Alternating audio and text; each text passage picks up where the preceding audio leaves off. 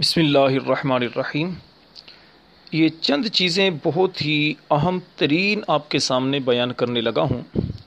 کچھ افعال عاملہ ہوتے ہیں، کچھ اسماء عاملہ ہوتے ہیں اور کچھ حروف عاملہ ہوتے ہیں، یعنی یہ عمل کرتے ہیں۔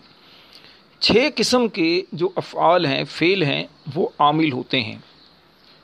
نمبر 1 فعل معروف، نمبر 2 فعل مجہول، نمبر 3 افعال ناقصہ، نمبر 4 افعال مقاربہ، نمبر 5 افعال مدح و ذم اور نمبر 6 تعجب کے دونوں فعل۔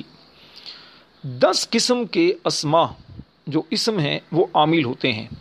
نمبر 1 اسماء شرط، نمبر 2 اسماء افعال، نمبر 3 اسماء کنایہ، نمبر 4 اسم فاعل، نمبر 5 اسم مفعول، نمبر 6 صفت مشبہ، نمبر 7 اسم تفضیل، نمبر 8 اسم مصدر، نمبر 9 اسم مضاف اور نمبر 10 اسم تام۔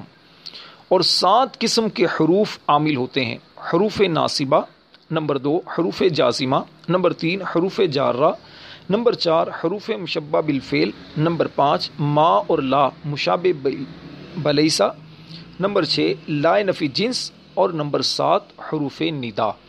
ان کو اچھی طرح ذہن نشین کر لیں۔ خلاصۃ النحو میں صفحہ 113 پر یہ لکھے ہیں، ان کو اچھی طرح ذہن نشین کر لیں، یاد کر لیں، تاکہ آپ کو عبارت پڑھنے میں، ترکیب کرنے میں، ترجمہ کرنے میں بہت آسانی ہو۔ صلو علی الحبیب صلی اللہ تعالی علی محمد۔